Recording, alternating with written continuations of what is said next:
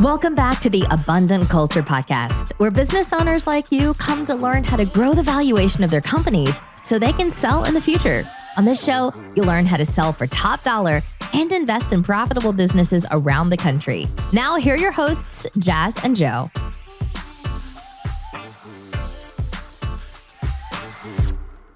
Hi, Duncan, and thank you again for coming on to the Abundant Culture Podcast. We are super excited to have you today because we love your energy. We had a call a couple weeks ago that was pretty awesome, and I've seen your work like all over your sites and everything that you've sent us, and I was very impressed. But before we go into the details about all the business stuff, we have to ask you, what's your journey like? Tell us that entrepreneurial journey. How'd you get to this point? Well, guys, first, thanks so much. It's always fun to do these because, when you focus on one tree in the forest and one tree in the forest and just keep going down the line, every once in a while, you don't recognize like all the trees you chopped down in the forest and, you've cleared it out. And, we have a big forest to go. And, but, just thanks a lot. I'm really excited to be here and thrilled about it because, we could talk about life and everything in the middle. So like, I'm super pumped at it. So, entrepreneurial journey, like, holy moly, that's a big question. But I would say I kind of joke all the time that I've really never had a boss. So my first career, I was fortunate to play professional golf for 6.5 years. And then at that point, kind of so many things happen. And, you're a young 20-year-old trying to, make playing a game for a living and literally gambling around the country. Like, is your job, that's what mini tour golf is. It's just gambling. And so from there, towards the end of my career, if you would ever call it, it's kind of the running joke on mini tours or, minors. It's just, you don't retire, you just quit.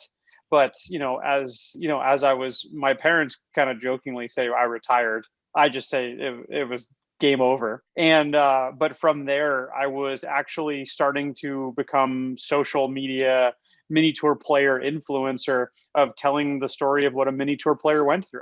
And the goal was not to gain followers or make money. It truly was going, hey, if I can tell this story about what mini tour life really is, maybe there's opportunities for sponsorships. Maybe there's opportunities to get into a bigger tournament, to be able to, gamble at a bigger stage or gamble on myself more realistically. And from there, I just started taking photos, started documenting my journey. I wasn't really creating, I was more documenting with then at that point, it gave me an outlet in a game that I loved. It gave me an outlet, a creative outlet in a game that I love. And golf's one of the most creative games out there, in my opinion. But so from there, I left the game of golf and I said, all right, well, what do I do now? I don't have a college degree. I don't have an accounting degree to go back onto. And I just said, you know what, I can take a photo. So I started managing social media accounts and telling stories, but then got really frustrated when people weren't giving me content to actually post. So then I just went out and started creating it. And then all of a sudden I was pretty much a full-time photographer. And from there, worked with countless startups, was co-founder and CMO or co-founder and creative director for a lot of tech startups. And we were getting funding. And what I recognized is that most of those companies, CEOs, which although great people, like world-class, the companies are doing great now. The reality is they knew how to grow a company one way. And that was through seed round and series A and B and C and forward. And what I recognized pretty early was the fact is there's a lot of other ways to grow companies. There's a lot of other ways to scale companies. And from there, I said, you know what, I want to help the people who potentially want to grow through, brick and mortar startup or brick and mortar, doing the SBA loan or go in line of credit or maxing out credit cards or however they wanted. If they wanted to go raise rounds, great. If they were comfortable with that, great. If they wanted to bootstrap it, awesome. Like however they as a business owners wanted to grow a company, let them do it.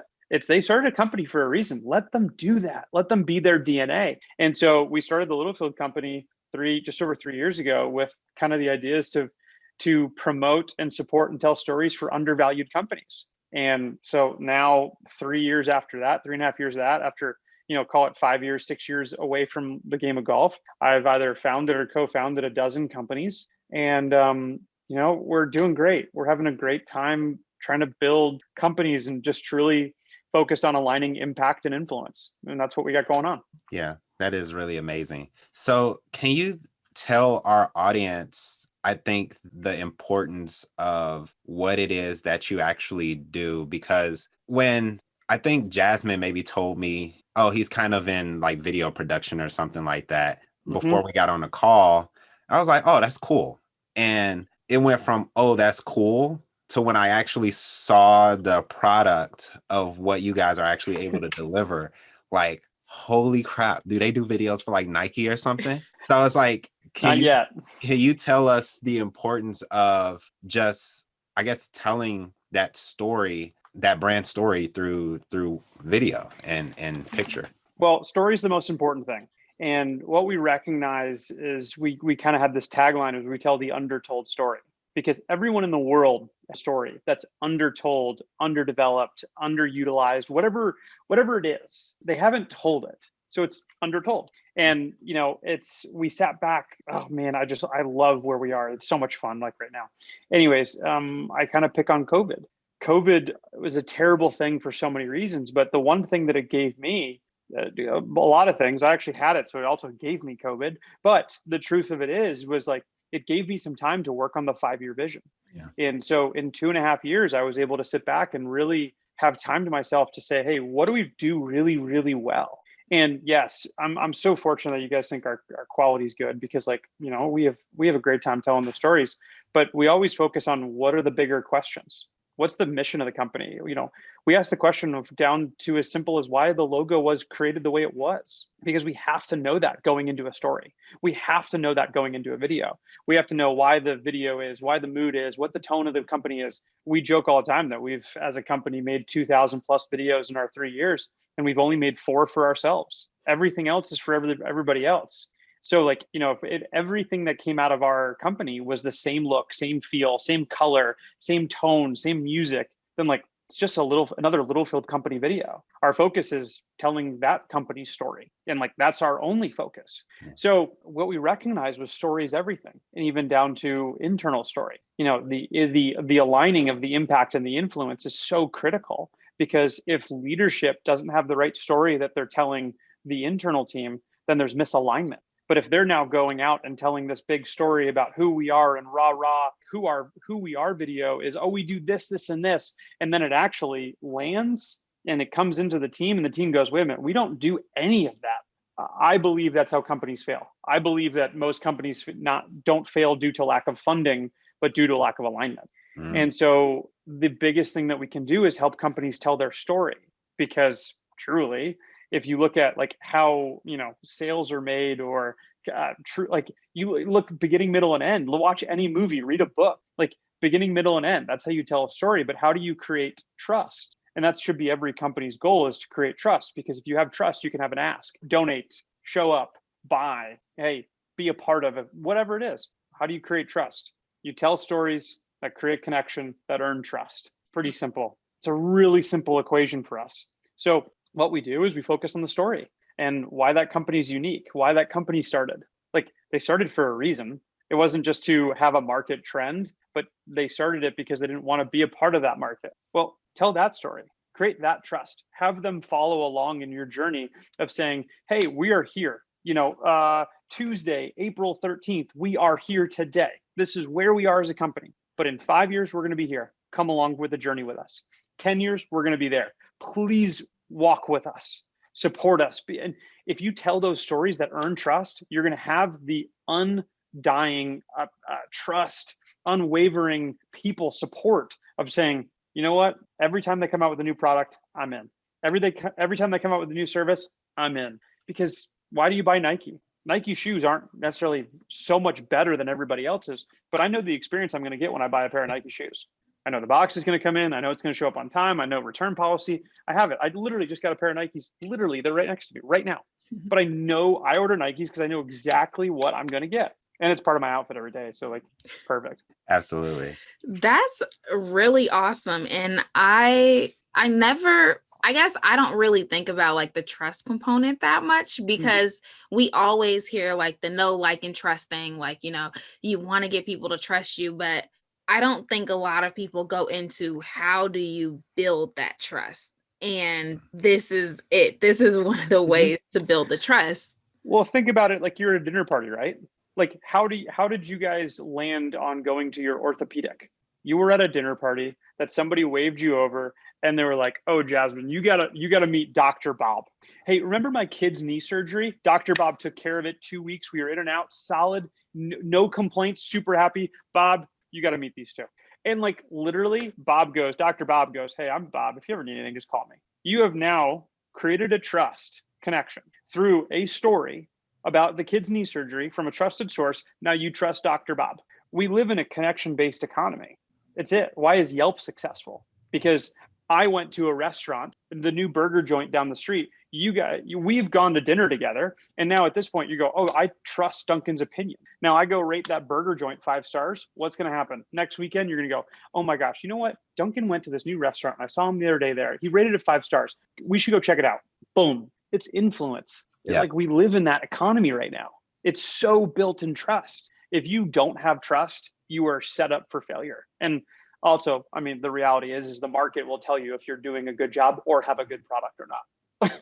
Absolutely. Yeah, you'll definitely find out one way or another for sure. Right. So when it comes to, I guess, creating these stories, like what is that conversation? How does that conversation start with that founder? Because I think this might be an issue that a lot of people might not even know that they have.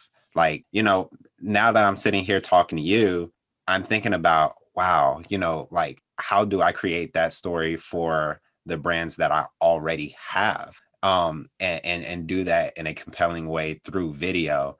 So I think this is something that a lot of people might not necessarily, it's the cure that you don't know that you need. So how does that conversation really start with the founder? You know, it's really interesting because it's different for everybody. And there's a lot of founders that come to us and go, hey, this is our story. And they already built it out in their head. They've already worked through it. If they've gone through branding, if they haven't gone through branding, they just like, they've talked about it. Or, you know, you work with founders all the time. That's just like, oh, this has been in my head for the last 10 years and it's finally time to do it. Well, they've worked through all these scenarios. They have literally jumped through hoops and this and that. So those are, I don't want to say the easier ones, but they already have an idea. Now, the people who don't have the idea of just like, you know what, I'm not the marketing guy. Or I'm not the branding person. Like I have a product, I know how to build the product, I'm the engineer behind the product, but like everything else out of my zone. And what we try to do is something that we created a long time ago, like very early on in the company, is something we called the $100 million marketing board exercise. And it pretty much states that if you had $100 million, what would you do with marketing? You could do whatever you wanted. If you wanted to go if you wanted to take all the, pick on something funny, 100,000 stress balls with a company logo go on it and drop it over Bank of America Stadium here in Charlotte, you can do that with $100 million. And like David Tepper would totally, he's a business guy. He would totally let you do that. So think about that story. Think about that opportunity. Now, because the reality is you see an Apple commercial, you see a Nike ad, and you go, oh my gosh, we could totally do that for our company. Oh, but it's Nike. It probably cost them $500,000. So now as the creative team, you're not going to openly say, hey, I saw this great Nike ad, because you are attaching that to budget, and that's a barrier. So what we do is go, all right, remove the budget, because the reality is that we're not the painter that puts something on the wall and says, this is worth $2,000. Why? Oh, I don't know. It is. That's what it's worth to me. Okay, that's great. But we don't do that. We sit back here and go, the reality is that Nike ad that you saw, I can shoot on an iPhone for $50, or I can shoot it on an $80,000 camera. What's the difference, or what's the similarities? The difference is quality, but the similarities is it's still the same story. So really what matters, it is the story. You know, I gave this presentation last week, and I literally showed an $8 million commercial and an $80,000 commercial. The same thing got across. Their point, their story got across to their consumer. But one was shot on an iPhone and one was shot on an $80,000 camera with like high level movie Hollywood actors. So we just remove the barrier of budget and say, what do you want to do? What are the stories you have in your head? What would you tell somebody? Oh, I'd tell them this, or I'd tell them this story or that. And I'm going, cool, let's go do that. We can build, we can be efficient. That's our responsibility. That's every creative team's responsibility, is to be efficient, to focus on the ROI. And that's how we, in our opinion, that's how we build trust and focus on story. That's absolutely amazing. And I love that you go through this exercise with people, because, I think a lot of people probably sell themselves short, even me, when you're thinking about, okay, I have this amount of money. What can I create with this amount of money? Instead of saying, what's the message that I want to come across in my marketing, and what story do I want to tell? And then backtrack from there to see how we can actually create that. And I feel like that's such I think one is more fun, because who likes to think about budgets? It's And then only fun. right. And then two, I think it's also more efficient, because I feel like you get out of, you get out of this pricing mindset, and you focus so much on the creative piece, that I think you'll just end up creating a better message that way. Mm-hmm. I think that's awesome. If you own a small business and you might be looking to sell, you could run into some major issues. Forbes estimates that 9 out of 10 businesses listed never actually sell. Why? Because there's only one way to sell. You need to do these 4 steps first. So if you want to be a part of the 10% of businesses that sell for profits, we've created a free checklist for you so you can sell without those hurdles that normally hold you back. Download the free checklist by visiting www.abundantculture.co/checklist. 100%. And it also then goes deeper, right? If you can underline these main things throughout your storyline, and I say storyline, like your brand messaging, well, like, can you imagine if somebody picks up on it? Like that aha moment of like, oh, wow, they did that. Game over. You have a client for life. Mm-hmm. You have built a yes in. So that's where we focus on very early. It's like, hey, what's the mission? What's the vision for the company? What's the message that you need to over and over and over and tell somebody? So like we can like literally kind of like throw this thread in on everything we do. If it's a 15-second social media short, if it's a 1.5-minute vision video, or what, it doesn't matter. If it's a full-blown commercial for the Super Bowl, it doesn't matter. We have to weave this like red thread through everything we do. So when someone literally sees the Super Bowl ad, goes to the website, goes to their social, it's all connected. And someone goes, man, that was really thoughtful. Or if somebody goes, that was really good, like they got me, who cares if marketing worked then? If you get somebody, win. They're literally going, yep, okay, you got me. I'm buying shoes. I'm good. Like, I don't need this brand. I'm only focused over here because they did such a good job. They deserve my money. Now I am a follower. Like people treat it like a trick, and it kind of is. Let's call it as we see it. It kind of is, but it works. Like Absolutely. If I can weave this thread in and have someone go like, oh, that was really thoughtful, or that was really intelligent, game over. Like game over, done. See ya. Like, thank you so much.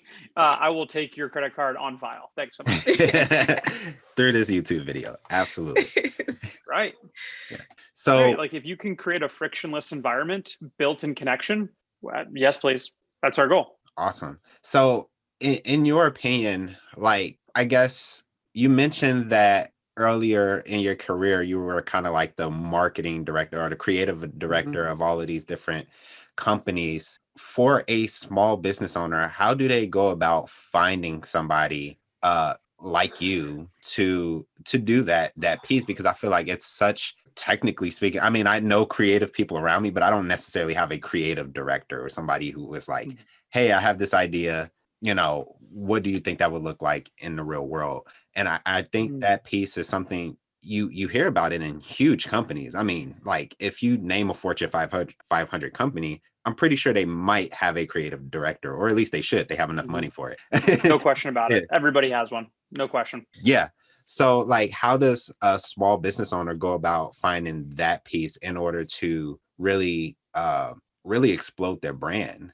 Because what I saw in some of your videos, and we have to link to some of your videos somewhere in here because it's like crazy. I was like, this looks like I should be seeing this on TV. I've never seen that video. Maybe it was on TV, but I was like, this looks like it can be on actual, like if somebody would have put this as a commercial, I would not have thought, oh, I just talked to the guy who made that commercial, who shot that. Like, so it's so great. And I think when you did that, it had an everlasting impression. Like it's, I remember this one part in the video where it was like, I think she was a figure skater, and like, she was like, doing all these tricks and stuff like that. And it's like, that's ingrained now because the story was told so well. How does somebody who's a small business owner go about creating something along those lines? It's a great question because, it's not common practice, right? It's, right. You look at startup culture and tech startup culture specifically, and like in the first 10 hires, you don't hire a creative director. Like you don't hire a CMO. Like you just don't. Like you literally go super lean. All right, what do we got to do? How are we getting product to market? How are we getting product fit? Like that's just what you do as a startup. Yeah. And I think what the companies I was a part of were really smart, because the reality is that all of our ventures were getting funded. Because what is the biggest thing about that is that I was able to drive connections to literally bring them to a product to then have sales. Okay. So now as a VC company, private equity, literally showing sales on a bank loan, it's going, okay, you want to grow, you have sales as a tech startup. Great.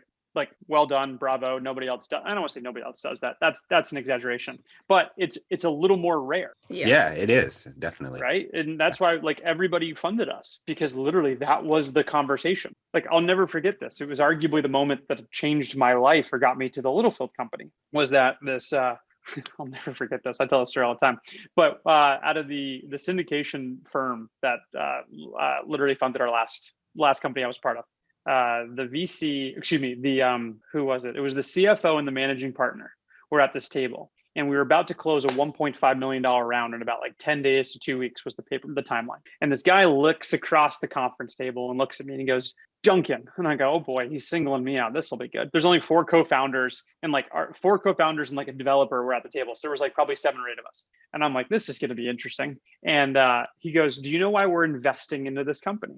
I go, well, the truth of it is we have a good product. We have a great CEO. We really believe in the team we have, good product, has a great market fit. Market is really scaling and the product is online to have great tech. CEO's like giving me a nudge under the table. He's like, good job, Dunk. Great answer.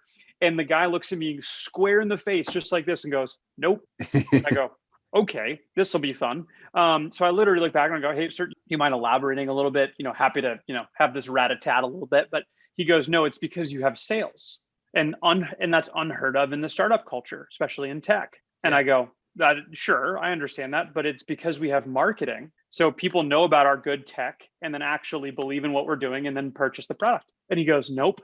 And I go, all right, we're playing this game again. Do you mind offering me some context about what this is about? And so he's now at this point rambles for about 5 minutes and never lands the plane back to his point. And everybody went silent on the table when he finished. My CEO, silence. CTO, nothing. Head of sales and nothing. Like it was crickets, right? And so I go, sir, in all due respect, I totally hear where you're coming from of why you're investing into us. But I think the answer on how we have sales is a different idea from one side of the table to the other. And he goes, okay, we're still going to invest. And I go, well, that was the weirdest interaction I've ever had. But the reality is now these bells are ringing in my head. I'm going, okay, this needs to happen over and over and over again. Because if I can do this for a tech startup that doesn't show sales, we have a bigger evaluation, everybody's super happy because we're getting investments. Okay, why can't I go do this to any company in the world? So that was the conversation in the VC world. Now, the answer, long form, obviously, with how does somebody go about that is going like, I would go to local agencies. How do you partner with a company locally that says, hey, take over this for us? Like we have partnerships. I mean, we have right now as a company, 4 companies that we're minority owners in because we want to see them grow. Because we sit back here and go, hey, we're going to literally, it's like, we're going to work on a cost structure that sits back here and says, but no, like if you have a board meeting, like we need to be present because we need to be talking about what we're doing. We need to talk about why we're raising this or why we're doing this or why our investment's here. Now, so like that's one route. You can go the company route, creative company, agency. Really, if you have a great partnership with like knowing if the company or the person know what the CEO and the company is trying to do, get it on track and let them run. Now, the other part of that is like, if you don't know really where to go, I would look at local companies. I would look at local photographers, videographers, and say, hey, what is the background? If you find a videographer or a photographer that has a real strong background in marketing, line them up. line them up to say, hey, what's the opportunity to work together? Hey, what do you need? Do you need cash? Do you need equity? How do you want to work? What is your timeline? Because the reality is somebody in that space working 5 to 10 hours a week could really make an impact on how a company is perceived in the market. They could look bigger to have a bigger valuation. They could look stronger to drive more sales. But whatever that CEO's goal is, just make sure they're super aligned with going, hey, we got to go down this route because of your lack of time. Now, if you say, hey, I want to go all in and I'm going to take an equity percentage into like literally work 40 hours a week, have at it. Like hold on to them as much as you can, but then recognize when their timelines come to an end because of they actually need to make money. Yeah. I love that. Like that was a really good idea. And what really just stood out to me is you said look bigger to have a bigger valuation because like Joe and I with all the portfolio companies that we'll have within the fund, we want the valuations to be as big as possible. We want to be able to go out and to get more funding. And like this podcast is just really eye-opening. Like, wow, a video, our story of buying the company can do so much with the growth and the valuation and everything. Absolutely. I mean, the truth of it is like, look at the big players, right? WeWork. Oh yeah. Like, right. There's one for the record books, but look at the, it was a company out of, I believe, Germany. It was an electric truck company. I think it was Nikita. They raised $300+ million and never produced a truck. But if you went to their website, you would think they were rolling off the line. Wow. So again, the world of evaluation and startups and funding is really, it's subjective. Yeah. And it's a lot of perception. Like, it's very interesting to talk to companies that like, hey, we're profitable and we're good and we're just trying to scale. I like working with those companies because it shows me that they actually have a product that's marketable and like they can go into market. Like those are the companies I like to work with, where like they have traction, but they don't have enough traction for them. Like the CEO is like, I want to do more. I want to do more. Okay. Oh, let me get going with them now. But yeah, like you look at that and it's such a fascinating conversation because like you would have looked at the website and you'd have been like, truck looks great. Here's the backup model that's coming a year later. Like here's the SUV model. Like I want to order one. Good. I want to order one right now. I want to put $1,000 pre-order in, but they literally didn't roll off the line. Wow. That's crazy. That's insane. But they brought it up to raising $300 million in at that point in a tech auto play. I mean, they're worth 1.2 billion on an evaluation, but they can't produce a truck. So are they really worth 1.2 billion? If somebody pays it, they might be. You're right. Exactly. But like, that's the point. It's a matter, evaluations are a matter of how much somebody would pay for it. Yeah. That's it. That's like what an evaluation is. That's absolutely insane. Like, I never would have guessed that like video can increase a valuation. High quality story driven video. Like that's, I mean, imagine going to an investor presentation with a video, like a really thoughtful really thoughtful video that someone goes, oh my gosh, I know exactly what you guys do in 90 seconds or less. Like high quality professional work to go, okay, this is the brand standard of what they put out. Okay, I know this is a good investment just because I see what the team, marketing team, CEO, executive team, whoever it is, this is what their quality expectation is. I'm in. Like, why do I buy Nike, right? Nike's not the best quality shoe, but I know what I'm getting and I am good with the dollar. If Nike all of a sudden raised their prices to $500, I'd be like, I'm okay. Like, I'm okay there. But like, I know exactly what I'm getting. I'm locked in, bang. But like you watch their ads and you would think their shoes are worth $5,000. Yeah, absolutely. I mean, they definitely can be because I mean, I've seen worse shoes that cost that much money. So for sure. So we covered a lot in this episode and I'm gonna have to listen to this one again because it's absolutely nuts. But if somebody had to take one takeaway from this podcast episode, what do you think it should be? Probably something we didn't talk about. And what that would be is be your DNA. Truly 100% learn how to be your DNA and be super freaking happy in life. And yes, that's not just like, oh, be happy. Don't worry about the money, but like understand what makes you happy, understand your DNA and go work for that. And like, that's awesome. So understand your framework, understand what it means to be your DNA and be the best version of yourself. That's awesome. Yep. I love that. Stay true. Yeah. Yeah, and it's like everyone talks about authenticity and all that kind of stuff right now, and it's really true. But it's like, all right, if you want to make a bunch of money, don't run away from wanting to make a bunch of money. Or if you're driven by impact, then like don't be all of a sudden going over here and saying, oh, I got to make a bunch of money. Like, no, just go after impact. Like, it doesn't matter what you're driven by. It doesn't matter what you're motivated by. It doesn't matter what gets you out of bed in the morning. Just make sure like you're happy while doing it. Absolutely. Yeah. And a good example I just thought of with that is Grant Cardone. Some people hate him, but a lot of people love him. And he definitely stays true to himself, which probably turns a lot of people off. But I mean, look at the cult-like following he has. Like, he's after money and he's proud of it. Well, it's like also look at the influence that people have like are going through right now on social, right? So it's like pick on the top 5 influencers right now in like the business like world. You have Grant Cardone, Gary Vaynerchuk, Tim Ferriss. Who else is out there? Tony Robbins is out there, right? Then who's the guy? Who's the guy out of Tennessee that says don't get out of debt, get out of debt, get out of debt? Dave Ramsey, right? So all 5 of those guys say something contradictory to each other. Yes.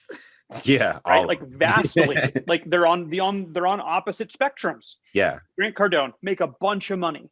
Awesome. Lean into it. Gary Vaynerchuk, just be happy. Right? Doesn't matter. Just be happy.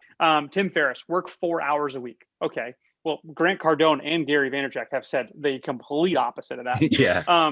Dave Ramsey, get out of debt. Grant Cardone says, go into debt. Like Gary's like, learn how to use debt. Manage it. And then at that point, Tony Robbins is just like, dude, love life. Right.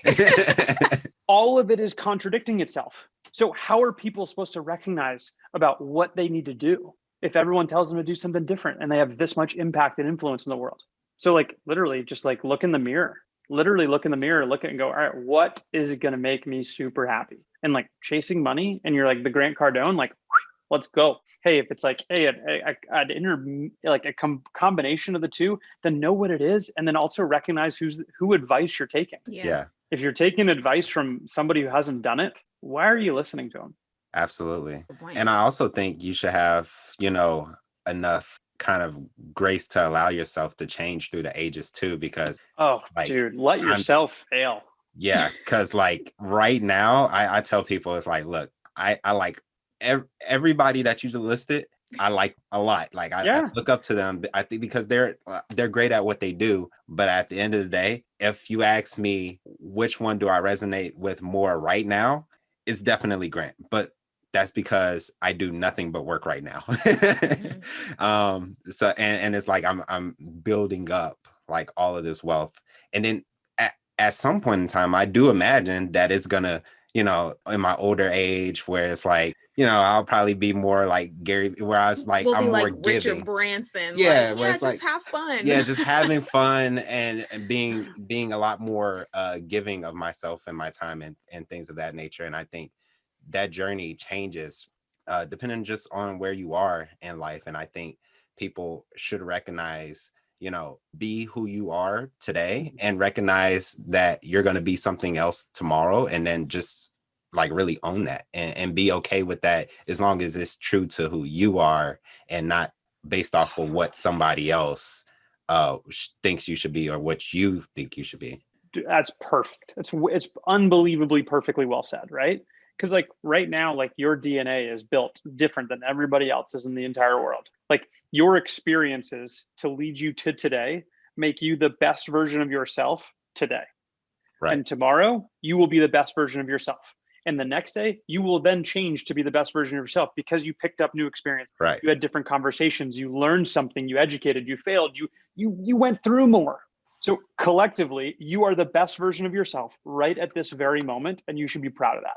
Now, if you can look at yourself in the mirror and go, man, I'm actually pretty darn good, that is an absolute blessing. Like Absolutely. You've worked really hard to be that. Now, if you're also on the other side of things where it's just like, you know what, I'm not good, that's tough. Yeah. There's a lot of people that are there right now. And it's so hard. And it's not that like someone's better than you or not anything like that, but it's like, hey, how do you turn it around? Who can you lean on? Like, what can you understand? What would make you feel better? What could you do? And then go after that. If you're 1% better tomorrow because like you picked up new experiences, then like excuse my French, but hell yeah. Yeah, Like, for sure. like rock and roll, but like be yourself, like be your DNA. Like you're built to be somebody.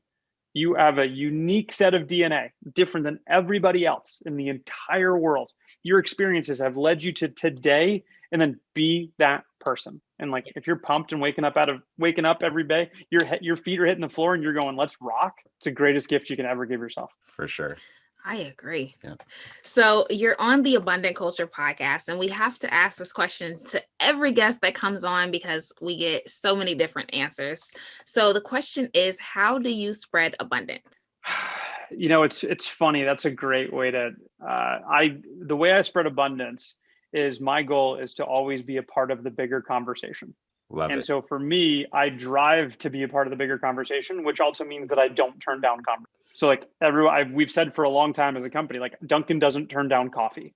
I don't but pre-pandemic, it was like meeting for coffee and I'd buy and all this kind of stuff. And like, it was always this running joke of like, whatever, but like he doesn't turn down coffee and he's too caffeinated to go out throughout the world. Now, the pandemic has given me the ability to have so many more coffee meetings that literally I don't say no to meetings. I don't say no to coffee.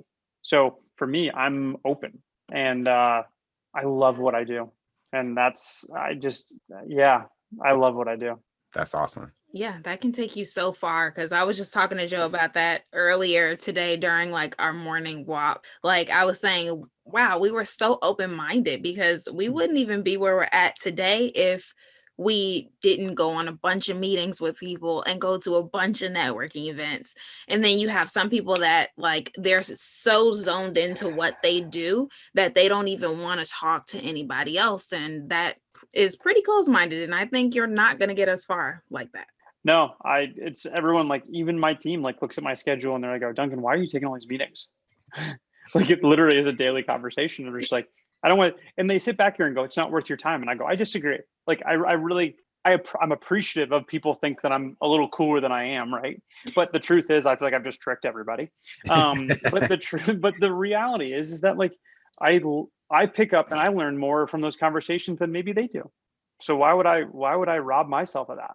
It was always before, pandemic, I'd give talks and everyone would be like, hey, like, can I take you out for a cup of coffee? Like, what's your hour worth? And I'd be like, wait, what do you mean? What's my hour worth? They're like, yeah, well, I mean, like, I'm going to take you away. Like, I'm going to pay you for the hour of advice. And I was like, what's your favorite coffee shop in town? I'll buy yours. We're not exchanging money. Like, let's just go have a great chat. Because I'm going to pick up more. If not, I'm going to learn more because I'm going to ask hopefully great questions to lead to a great conversation. I'm going to learn as much as you want to. That's awesome. I just don't say no. And I don't blame you. Yeah. I mean, it's like, I think there's something to be said about just this.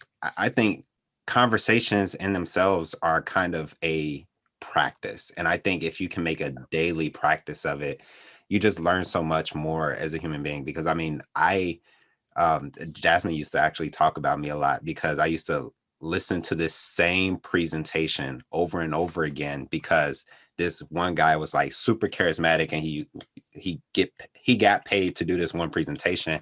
I was like, man, I want to learn how to talk like that. So I would just watch him.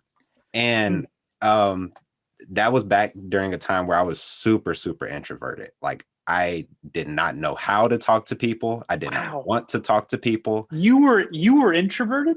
Yeah. I still have introverted tendencies, but I've learned how to extrovert, even though I'm naturally speaking, I'm an introvert. The introverted living in the external marketing world. I get it. Okay, I got it. Yeah, it's like I found out that there was a correlation between talking to people and money. So I was like, yeah, I guess I'll suck it up. That's funny. That's really funny. It's so true. I tell my parents all the time, and they're like, and they're so surprised too because they knew I was introverted. They were like, wow, you talk in front of people now. So thank you so much for coming on to the Abundant Culture podcast. But before you leave, I do have to ask, if somebody wants to work with you or your team, how do they get in contact with you guys? Because you're worth working with. As far as well, I appreciate that. And it's one of those ones where we have a blast of what we do. Like we're not about, we're just trying to tell the best stories possible and help people go where they want to go. So for us, you can check us out online at thelittlefield.co is our web address, the Littlefield Co. across all social. I'm DF Littlefield on Instagram, although I'm not on Instagram right now. We're changing that in about 2 months, but that's a whole nother podcast on why I am not posting regularly.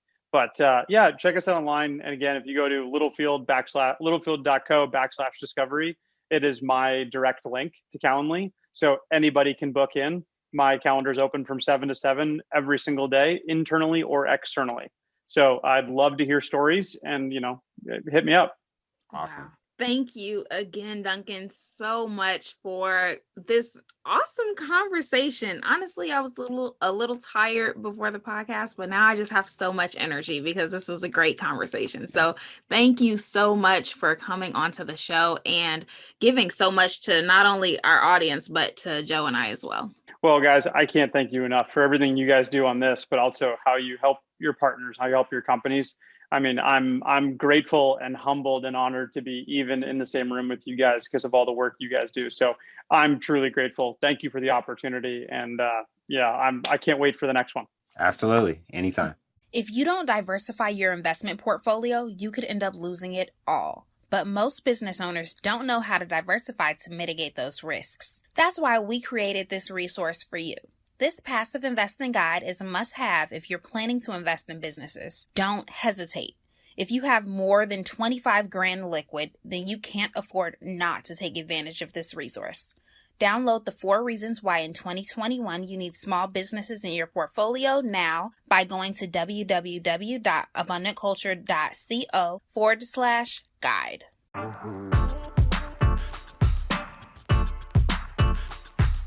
Thank you for listening to the Abundant Culture Podcast with Jazz and Joe. If you enjoyed this episode, make sure you subscribe, then leave an honest rating and review. And remember, we're ready to buy your business. So if you're ready to sell or passively invest in other small businesses, go to abundantculture.co for more information.